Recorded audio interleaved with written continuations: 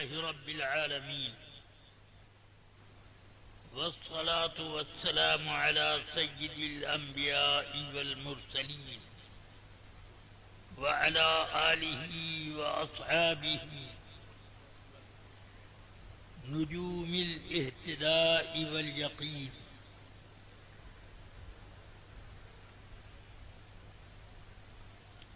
أما بعد فأعوذ بالله من الشيطان الرجيم. بسم الله الرحمن الرحيم. إنما يخشى الله من عباده العلماء. صدق الله العلي العظيم.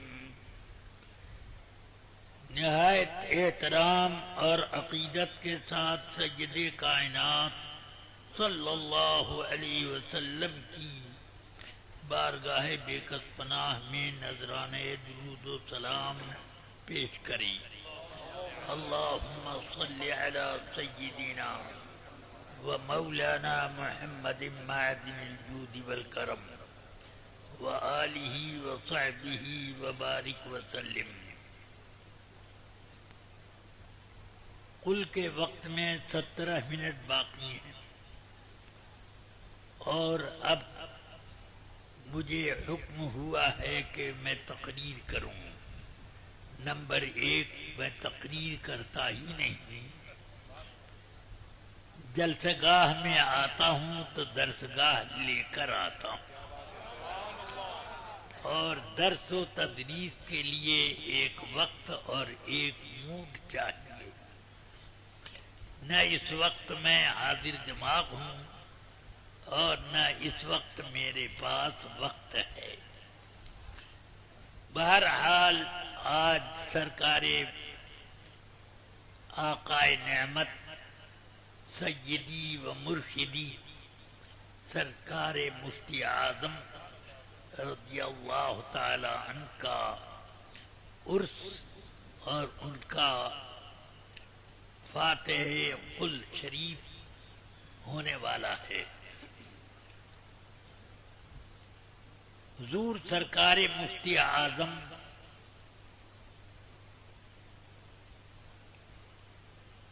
زہد و تقوی، علم و دانش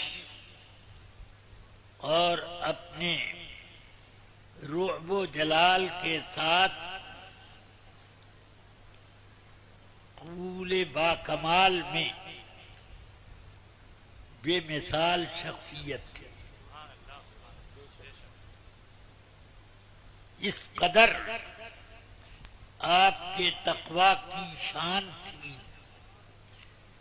کہ چل نہیں پاتے تھے تو لوگوں کے کاندھوں کا سہارا لے کر باجماعت نماز پڑھنے کے لیے مسجد میں تشریف لاتے.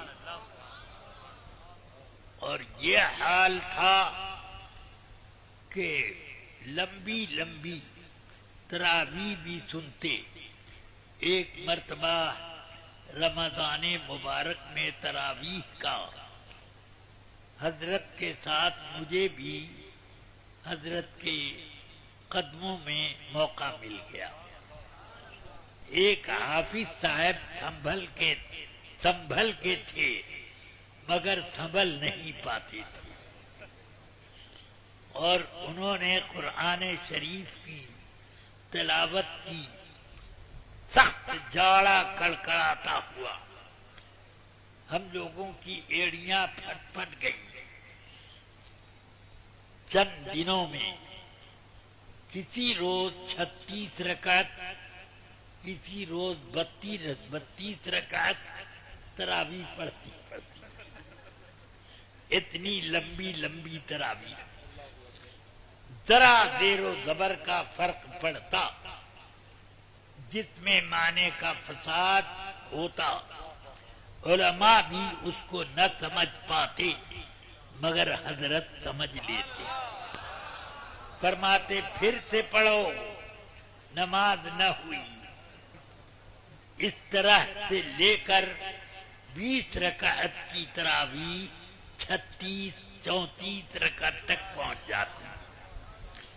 کبھی ایک آدھ مرتبہ ایسا ہوا کہ چلہ بھی پورا ہو گیا. بہرحال ایک روز وہ سورہ حجرات شریف پڑھ رہے تھے تو اس میں وَلَٰكِن كَرَّهَ إِلَيْكُمُ الْكُفْرَ وَالْعِصْيَانَ حَبَّبَ إِلَيْكُمُ الْإِيمَانَ وَكَرَّهَ إِلَيْكُمُ الْكُفْرَ وَالْعِصْيَانَ.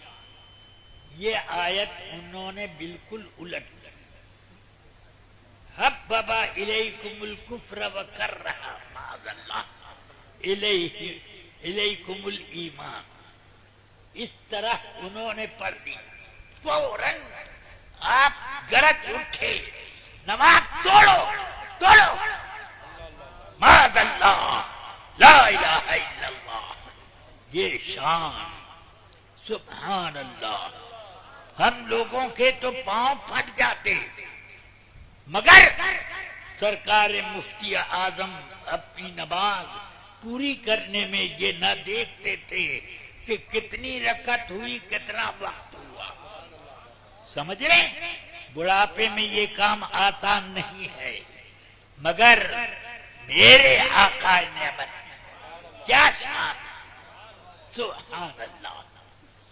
میں نے کبھی سرکار مفتی اعظم کو نہ پایا کہ اپنے کسی کام کی فرمائش کسی سے کی ہو, کسی سے کوئی چیز مانگی ہو. ہٹیے کہ اپنے تخت پر مسند نشین تھے, لکھنے میں مصروف, قلمدان میں قلم رکھ کر یوں کبھی پھیرتے, لکھتے جا رہے ہیں, پھر یوں میں پھر فرمانے لگے, نہ معلوم آج گلے میں خشکی کیوں محسوس ہو رہی ہے. میں سمجھ گیا. میں نے کہا بابو میاں جلدی سے ایک گلاس پانی حضرت کو پینے کے لیے لے آؤ. وہ لے آئے, پیا. الحمدللہ. اب میں پوچھتا ہوں, ایک گلاس پانی مانگنا, وہ بھی اپنے گھر کا, کیا مشکل, کیا کرا ہے. مگر میرے سرکار کی شان یہ ہے کہ حدیث میں فرمایا گیا, من سأل شیئا وَلَهُ مَا يُغْنِيهِ جَاءَ يَوْمَ الْقِيَامَةِ وَوَجْهُهُ مَخْدُوشٌ. کہ جس نے کسی سے کوئی چیز مانگی اور وہ اس سے بے نیاز ہو سکتا ہے, تو قیامت کے دن آئے گا, چہرے کی کھال جگہ جگہ سے نچی ہوگی. سمجھ گئے؟ اس میں بالکل صاف وہی معنی ہے جو فقہائے کرام فرماتے ہیں کہ آدمی کو بھیک مانگنا ناجائز ہے جب اس کے پاس ایک دن کھانے کا بھی سامان ہو. سمجھ گیا؟ یہی معنی ہے. مگر تقوی والا ایک الگ معنی ہے کہ لہو ما یغنی, اس کو بے نیاز, اس کے پاس بے نیاز کرنے کی کوئی چیز ہو. تو صبر اور استقامت جب میرے اندر اتنا ہے کہ میں پیاس کو برداشت کر سکتا تو وہ بھی نہ مانگوں گا. یہ مانا سرکار مفتی اعظم اپنے حق میں لیتے تھے. فتویٰ وہی دیتے جو فقہا کا ہے, مگر اپنے حق میں یہ مانا جاتا. میرے غریب خانے پر سرکار تشریف لائی, ساتھ بے اطلاع میں مسجد مغرب کی نماز کے لیے نکل رہا تھا. ایک صاحب چیخ کے بولے, ارے سر مفتی اعظم آ رہے ہیں, ان کے ساتھ ایک اول عالم ہے اور ایک خادم ہے. تو میں میں نے جو ایسے دیکھا تو حضرت پیدل ہی تشریف لا رہے تھے اور خادم سامان اٹھائے ہوئے تھے، اور حضرت کے ساتھ ساتھ اللہ شمس العلماء حضرت علامہ قاضی شمس الدین صاحب علیہ الرحمہ وہ بھی تھے۔ یہ میرے استاد گرامی حافظ الملت والدین کے اصحاب درس میں تھے، سمجھ گئے آپ؟ یعنی ان کے ہم سبق۔ تو اب میں نے جلدی جلدی بیٹھنے کا انتظام کیا، کہا حضور وضو کے لیے پانی لاؤں؟ کہا سنیے پانی لے آئیے، مگر پہلے میری بات سن لیجیے۔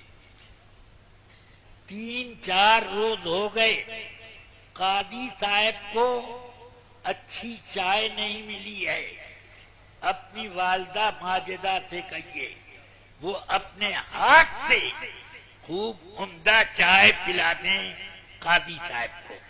یہ نہیں کہا کہ مجھے چائے نہیں ملی۔ کیسے قاضی صاحب کا درد محسوس ہوا اور اپنی ضرورت کا احساس رہا؟ کیا بات؟ سنو، اپنے لیے فرمائش کرنا ایک یہ سوال ہے، اور قاضی صاحب کے لیے آپ نے کہا یہ سفارش ہے، اور سفارش سنت ہے۔ سبحان اللہ، یہ ہے تقوی، تقوی کی یہ شان۔ ایک بار میں بارگاہ اقدس میں حاضر تھا، سرکار نے اس روز اپنے تخت پر ایک مسند اور لگوائی۔ تھوڑی دیر کے بعد میں نے کہا یا اللہ، یہ 2 مسند حضرت کیوں لگوا رہے ہیں؟ تو تھوڑی دیر بعد حضور برہان ملت تشریف لائے، اس پر بیٹھ گئے۔ آہستہ آہستہ دونوں حضرات میں کچھ گفتگو ہو رہی تھی، اور میں ایسے ذرا سا گردن آگے بڑھا کر گفتگو سن رہا تھا، اس نیت سے نہیں کہ راز کا بھاڑا پھوڑیں گے، اس لیے کہ بزرگوں کی باتوں میں کچھ عمدہ چیزیں ملتی، فائدے کی چیزیں ملتی۔ اس میں ایک جملہ حضرت کا مجھے خوب اچھی طرح یاد ہے۔ فرمایا جب میری شادی ہونے کو ہوئی تو اس وقت نہ معلوم 3 روز گزر گئے یا 4 روز، میں نے کھانا نہیں کھایا، بالکل کھانا ہی نہیں کھایا۔ تو فرمایا برہان ملت نے حضور شادی کی خوشی میں بھوک نہ لگی ہوگی۔ بزرگوں کے کچھ آفت کے فواقع نہ، فرمایا جی نہیں، یہ بات نہیں، دراصل بچپن سے میری یہ عادت ہے کہ میں نے مانگ کر کبھی نہیں کھایا۔ کہاں سے مانگنا تھا؟ کہاں سے؟ کسی دوسرے کے دروازے سے؟ اپنے گھر میں اپنی چیز کو نہیں مانگا، میں نے مانگ کے کبھی نہ کھایا۔ ذرا تقویٰ کی اس گہرائی میں جاؤ، تب پتا چلے گا کہ سرکار مفتی اعظم کیا تھے۔ سمجھ میں آئی بات؟ بہرحال تو اب فرماتے ہیں چوتھے دن کس کا نام لیا کہ دادی اماں یا کیا نام لیا، انہوں نے پوچھا باورچی خانے میں جا کر ننھے میاں کو کھانا کسی نے پہنچایا؟ نہیں تو میں نے نہیں پہنچایا، میں نے نہیں پہنچایا، میں نے نہیں پہنچایا، میں نے نہیں پہنچایا، سب نے یہی کہا۔ فرمایا تم لوگوں کو معلوم نہیں ہے کہ وہ مانگ کے نہیں کھاتا، وہ مانگ کے نہیں کھاتے ہیں، فوراً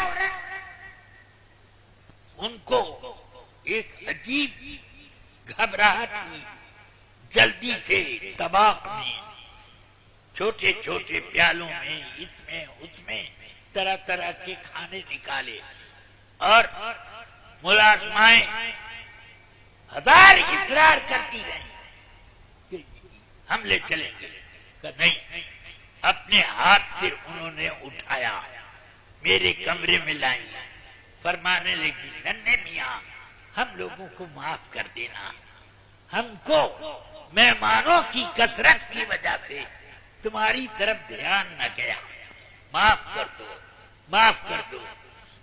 اور پھر اپنے ہاتھ سے نوالا بنا بنا کر مجھے انہوں نے کھلایا۔ اب ذرا آپ اندازہ کرو کہ سرکار مفتی اعظم کیا تھے، بچپن میں کیا تھے، تو آگے کیا رہا۔ الحمدللہ میں اسی سرکار کا غلام، سرکار مفتی اعظم البلد الاعز میری ایک سند میں لکھنے، سبحان اللہ، میرے نام کے ساتھ بڑا کرم فرماتے تھے۔ میرا ایک مرتبہ مبارک پور میں رزلٹ پڑھا، فرماتے ہیں سبحان اللہ، یہ کون ضیاء المصطفیٰ؟ کہیں گے وہی حضور صدر۔ الحمدللہ یہ ایک زمانے میں صدر الشریعہ کا پرتو بنے گا۔ سبحان اللہ، سبحان یہ فرمایا۔ میں پرتو تو نہیں بن سکا، مگر الحمدللہ مفتیوں کو مشورے ضرور دیتا ہوں، ان کے بارے میں ان کو باقاعدہ میں ان کے فتووں کی اصلاح بھی کرتا ہوں، سب کچھ کرتا ہوں۔ میں صدر الشریعہ کی جوتیوں کے برابر بھی نہیں، الحمدللہ، مگر یہ سرکار مفتی اعظم کا فیضان کرم۔ بہرحال اب میں کیا کروں، میرے ہاتھ میں یہ امداد القاری ہے، سر پہ میرے رکھ دی گئی یہ ذمہ داری کہ اس کا اعلان کریں۔ میرے ایک شاگرد ہیں حضرت مولانا محمد عاقل صاحب بریلوی، جو دارالعلوم منظر اسلام میں شیخ الحدیث بھی ہیں اور پرنسپل آج کل ہیں یا ریٹائرڈ ہو گئے، یہ مجھے ہیں وہاں کے پرنسپل اور شیخ الحدیث ہیں۔ وہ بخاری شریف کی شرح امداد القاری کے نام سے تصنیف فرما رہے ہیں۔ کتاب العلم تک کا یہ خزانہ علم ہے، آپ لوگ اس کو قبول کریں۔ وہابیوں کی شرح بخاری کو کبھی ایک نظر دیکھے بھی نہیں، سامنے آ جائے تو آنکھ نیچے، ہاں یہ سب دیکھیں۔ حضرت مفتی شریف الحق صاحب علیہ رحمہ کی نزہۃ القاری کا بھی مطالعہ کریں۔ کرونا وائرس سے الحمدللہ اس سے اعلی حضرت کی برکت سے نجات مل گئی، اور آج میں حسب معمول آپ حضرات کا ایک ہجوم دیکھ رہا ہوں، یہ اعلی حضرت کا فیضان کرم۔ اس زمانے میں جمعے کی نماز کے لیے اذن عام سے مسئلہ مسجد میں اگر اذن عام کا اعلان کر کے کنڈی چڑھا دی جائے اندر سے تو اذن عام مانا جائے گا کہ نہیں، وغیرہ وغیرہ، یہ مسائل آئے، علماء نے حل کیے، مگر ایک بہت بڑے مدرسے کے مفتی جو اپنے سامنے وہ شاگرد تو میرے ہی ہیں مگر اپنے سامنے کسی کو کچھ نہیں سمجھتے، مجھے بھی غبار خاطر میں نہیں آئے۔ بہرحال انہوں نے بڑے بڑے اپنے خطابات لکھے، اس کے جب میں نے حضرت علامہ مفتی اختر حسین صاحب سے فرمایا، میں نے عرض کی کہ آپ ان کے فتووں کا جواب دیجیے۔ الحمدللہ انہوں نے لکھا اور کہیں کہیں میرے مشوروں کو بھی شریک رکھا، اور پھر پورا فتویٰ جواب الفتویٰ لکھنے کے بعد مجھے پڑھنے کو بھیجا۔ الحمدللہ میں نے اس کے الف سے لے کے بریے تک پر ڈالا۔ یہ شاندار اذن عام کے موضوع پر ایک رسالہ ہے، اس کو آپ ضرور ملاحظہ فرمائیں۔ فکر امروز حضرت مفتی اختر حسین صاحب نے مولانا رحمت اللہ صدیقی صاحب کے سوالات کے جواب میں یہ ایک شاندار کتاب لکھی ہے، فکر امروز، مگر در حقیقت اس فکر امروز کو فکر فردا سمجھیے۔ ہاں، یہ فکر اگر آپ نے قائم رکھی تو پھر انشاءاللہ فکر فردا سے آپ بے نیاز ہو جائیں گے۔ ہاں، فردا کا مطلب سمجھیں، آخرت۔ ہاں، اب اخیر میں سرکار سیدنا اعلی حضرت رضی اللہ تعالی عنہ کہ نعتیہ مجموعہ ہدایت بخشش اول، ہدایت بخشش دو، اس کے کو انگریزی میں یہ منظوم ترجمہ محب گرامی قدر حضرت مولانا آفتاب قاسم، اللہ ان کی عمر میں اور ان کے کاموں میں برکت عطا فرمائے، انہوں نے ہدایت بخشش کا انگریزی میں منظوم ترجمہ فرمایا۔ میں انگریزی جانتا نہیں ہوں، وہ ڈربن میں رہتے ہیں، وہاں کی زبان مادری انگریزی ہے، اور میں جاتا ہوتا ہوں تو کبھی لنگڑی لولی ایک آدھ جملے کے بول لیتا ہوں، ورنہ سب اردو ہی میں کام چلاتا ہوں۔ ان کی یہ کتاب ہے، یہ سب کچھ جو اس وقت میں نے تعارف کیا، اللہ تبارک و تعالی ان سب کی خدمتیں قبول فرمائے۔ حضرت مولانا آفتاب قاسم صاحب، مفتی اختر حسین صاحب اور مولانا عاقل صاحب سب کی خدمتوں کو قبول فرمائے، برکتیں دے، قبول عام عطا فرمائے۔ اللہ تعالی مجھے بھی اپنے حبیب پاک کے صدقے میں مغفرت سے مالا مال فرمائے۔ السلام علیکم، 2-4 منٹ تاخیر ہو گئی، اس کے لیے معذرت خواہ۔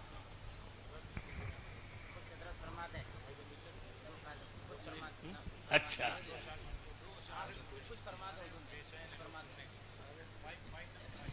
ٹھیک ہے، ابھی اس کو جب تک باہر نہیں نکالا جائے گا، یہ سند القضاء اب یہ جاری کی جائے گی، دستخط حضرت کا بھی اور میرا، دونوں دستخط باقی ہیں، کیونکہ یہ پلاسٹک کے کور میں پوشیدہ ہے، اس لیے ابھی فوراً دستخط کرنا مشکل ہے، ابھی جلسے کے بعد ہم لوگ دستخط کر دیتے ہیں۔ چلیے اس کو ہاں کچھ نصیحتیں پڑھیں۔